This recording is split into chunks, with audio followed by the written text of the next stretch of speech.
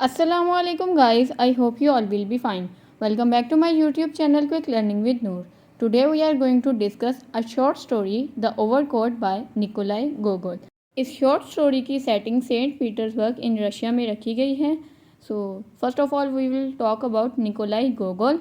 Nikolai Gogol 1 अप्रैल 1809 में पैदा हुए और उनकी डेथ 4 मार्च 1852 में हुई. वो एक Russian novelist, short story writer और यूक्रेन के प्ले राइट थे. यूक्रेन ईस्टर्न यूरोप में एक कंट्री है. His important writings include Dead Souls, जो कि एक नावल है जो उन्होंने दांते की डिवाइन कॉमेडी से इंस्पायर होकर लिखा था. The collected tales, the diary of a mad man and the overcoat. Next we are going to discuss the key facts of the overcoat. In 1940 में वेना में लिखी गई थी. वेना ऑस्ट्रेलिया का एक कैपिटल सिटी है. ये शीनल में प्रेजेंट की गई थी 1842 को रशिया में. ये एक इन्फ्लुएंशियल स्टोरी है. इस शॉर्ट स्टोरी के थ्रू एक मैसेज कन्वे किया जा रहा है रशियन लिटरेचर में. ये रियलिज्म की डिपिक्शन करती है, सो इसे फाउंडेशन कंसीडर किया जाता है 19th सेंचुरी रियलिज्म का. इसमें पॉइंट ऑफ व्यू दिखाया गया है कि एक थर्ड पर्सन नरेशन है, यानी कि एक थर्ड पर्सन है जो कि नरेट कर रहा है इस स्टोरी को. Next we are going to talk about the important characters of this short story.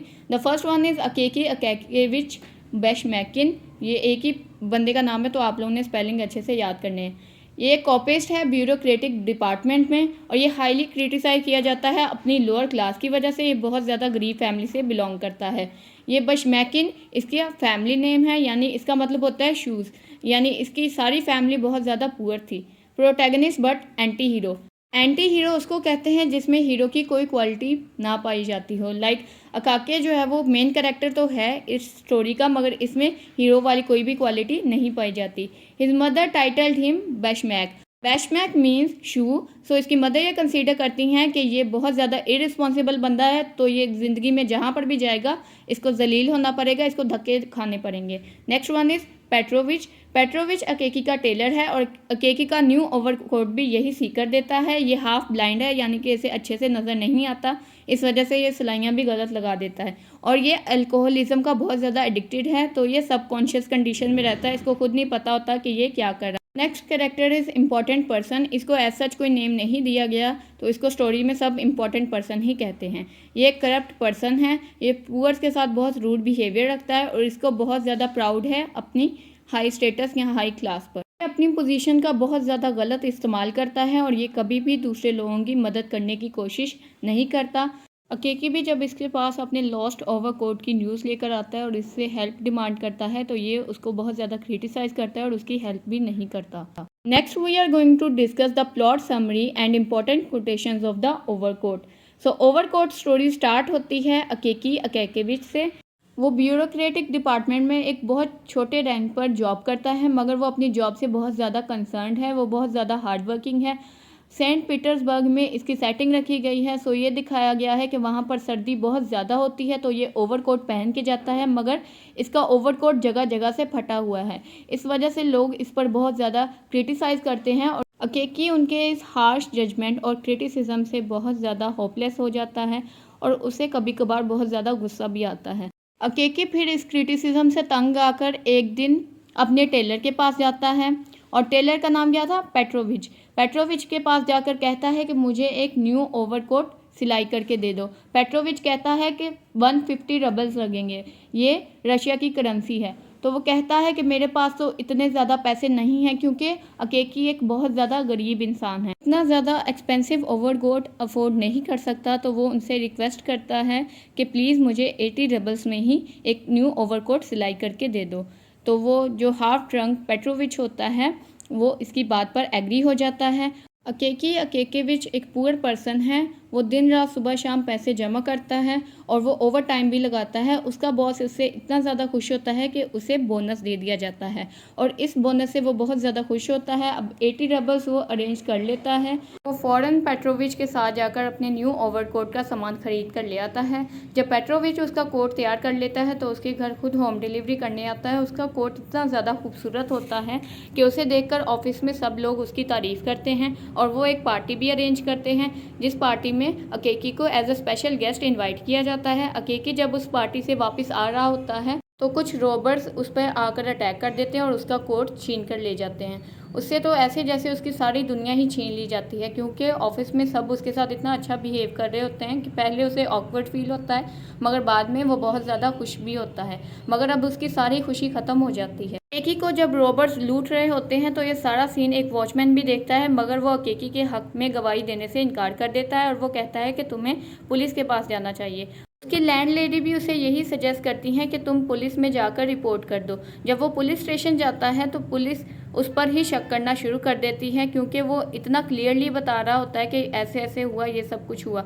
तो पुलिस कहती है कि तुम्हें तो हर एक बात ऐसे याद है जैसे तुमने खुद किया हो। तो वो उसी पर एलिगेशन लगाते हुए कहती है कि शायद ये सब कुछ तुमने खुद किया है, और उसकी बात पर ऑब्जेक्शन करते हुए कहते हैं ओवरकोट इतनी कीमती चीज़ नहीं है जिसके लिए एक स्पेशल रिपोर्ट लिखी जाए। तो ये वहाँ से मायूस होकर घर वापस आ जाता है। सुबह जब ऑफिस जाता है तो उसके ऑफिस के कोलीग्स इसे कहते हैं कि पुलिस सिर्फ तब काम करती है जब उन्हें प्रमोशन चाहिए होती है। अगर तुम वाकई ही चाहते हो कि तुम्हें तुम्हारा ओवरकोट मिल जाए तो तुम्हें इम्पॉर्टेंट पर्सन से जाकर मिलना चाहिए, क्योंकि इम्पॉर्टेंट पर्सन ही वो शख्स है जो तुम्हारी हेल्प कर सकता है। वो इनकी बातों पर अमल करते हुए इम्पॉर्टेंट पर्सन के ऑफिस में चला जाता है। वहाँ पर इम्पॉर्टेंट पर्सन अपने किसी ओल्ड फ्रेंड के साथ बैठा बातें कर रहा होता है, जिसे बहुत देर के लिए वेट करवाया जाता है। यहाँ पर वो ये शो करवाना चाहता है कि वो अपर क्लास सोसाइटी से बिलोंग करता है, जबकि अकेकी एक लोअर क्लास पर्सन है। जब इसको बहुत ज़्यादा देर वेट करवाने के बाद ऑफिस के अंदर एंट्री मिल जाती है तो ये जाकर उसे अपनी सारी कहानी बताता है, और इसमें इसका कसूर ये होता है कि वो कुछ ज़्यादा ही रियलिस्टिक अप्रोच अपनाता है। वो हर एक बात इसे खुले अंदाज में बता देता है, और यही बात इंपॉर्टेंट पर्सन को पसंद नहीं आती। Second thing is, important person को लगता है कि ये एक बहुत छोटी सी बात है, एक माइनर से मैटर के लिए उसने इम्पॉर्टेंट पर्सन को आकर डिस्टर्ब किया है। तो वो इस बात के लिए उसे कहता है कि तुम मेरे सेक्रेटरी से भी बात कर सकते थे। इस पर अकेकी रिप्लाई करता है, I you excellency presume to trouble you because secretaries that are an untrustworthy race। वो कहता है सेक्रेटरीज पर मुझे भरोसा नहीं है क्योंकि वो भरोसे के काबिल नहीं होते। ये बातें सुनकर इम्पॉर्टेंट पर्सन बहुत ज़्यादा गुस्से में आ जाता है। फिर नेक्स्ट इम्पॉर्टेंट पर्सन की कोटेशन है। वो कहते हैं, तुमने क्या कहा? तुम्हारी ऐसा कहने की हिम्मत कैसे हुई? तुम्हें ये आइडियाज़ किसने दिए हैं? तुम किससे बात कर रहे हो? तुम्हें पता भी है, तुम्हें इस बात का एहसास भी है कि तुम क्या कह रहे हो? मैं तुमसे पूछ रहा हूँ, तुम्हें पता भी है कि मैं कौन हूँ? तो इम्पॉर्टेंट पर्सन एम्फोसाइज कर रहा है अपनी क्लास को, अपने सोशल स्टेटस को। इम्पॉर्टेंट पर्सन उसकी इंसल्ट करके उसे अपने ऑफिस से बाहर निकाल देता है। जब वो अपने घर वापस जा रहा होता है तो रास्ते में उसे बहुत ज़्यादा सर्दी लग जाती है। घर जाके उसे बुखार भी हो जाता है, मगर असल मसला उसकी दिमाग की बीमारी का होता है कि लाइक वो अपने दिमाग में इतनी ज़्यादा ये टेंशन ले लेता है कि मेरा ओवरकोट भी गुम हो गया, और अब जो लास्ट होप थी, जो इम्पॉर्टेंट पर्सन था, उसने भी मेरी हेल्प करने से रिफ्यूज़ कर दिया है। उसका ओवरकोट उसके लिए न्यू होप का सिंबल था, मगर जब ओवरकोट ही उसके पास नहीं रहता तो वो इसी दुख में मर जाता है। जब अकेकी के ऑफिस में उसकी डेथ की न्यूज़ को एक्सपोज किया जाता है तो वो फ़ौरन उसकी जगह दूसरे पर्सन को हायर कर लेते हैं। ये डिपिक्शन करवाई गई है रशियन सोसाइटी की। रशिया में ये प्रैक्टिसेस बहुत ज़्यादा फॉलो की जाती हैं, और इसके बाद ये दिखाया जाता है। रशिया में एक न्यूज़ बहुत ज़्यादा वायरल हो जाती है कि यहाँ पर एक घोस्ट है जो लोगों से उनके ओवरकोट छीन लेता है। तो इस न्यूज़ की वेरिफिकेशन डिफरेंट रोड से गुजरने वाले डिफरेंट पैसेंजर्स और सिक्योरिटी गार्ड्स ने भी की थी। ये कंसीडर किया जा रहा था कि ये कोई फेक न्यूज़ नहीं है। इम्पॉर्टेंट पर्सन एक पार्टी से वापसी पर अपनी मिस्ट्रेस के घर जा रहा होता है तो वो फील करता है कि किसी ने उसके कंधे पर हाथ रखा है। जब वो मुड़ के वापस देखता है उसे अकेकी का भूत नज़र आता है, और अकेकी उसे कहता है, ah, here you are at last, I have you dead by the collar, I need your cloak. Cloak means overcoat. तो यहाँ पर अकेकी इम्पोर्टेंट पर्सन को कहता है कि मैं तुम्हें कितनी देर से ढूंढ रहा हूँ, फाइनली आज तुम मुझे मिल गए हो। मैं तुम्हें कॉलर से पकड़कर पूछना चाहता था कि तुमने मेरे साथ ऐसा क्यों किया। अब सिर्फ मुझे तुम्हारा ओवरकोट चाहिए। तो इम्पॉर्टेंट पर्सन ओवरकोट उतार कर उसे दे देता है और वहाँ से भाग जाता है और पीछे मुड़कर नहीं देखता। ये न्यूज़ वायरल हो जाती है कि उस जगह पर दोबारा अकेकी का भूत नज़र नहीं आता, मगर रशिया में किसी और रोड पे किसी और जगह पर अकेकी का भूत देखा गया है। He was as tall as Akaky with a big moustache on his face. Important person को भी ये सबक मिल जाता है कि उसे काइंडनेस के साथ पेश आना चाहिए, तो वो हर किसी के साथ अब अच्छा बर्ताव रखता है। ये स्टोरी यहीं पर ख़त्म होती है। In the next part we will discuss all the important themes, social status and faith and symbolism अगर आपको वीडियो पसंद आई है तो वीडियो को लाइक कर दें, दूसरों के साथ शेयर भी कर दें। अगर चैनल पर न्यू है तो चैनल को सब्सक्राइब कर दें और साथ बेल आइकन को भी प्रेस कर दें ताकि आपको हर नई वीडियो का नोटिफिकेशन मिलता रहे। We will meet in the next part. Till then, अल्लाह हाफिज़।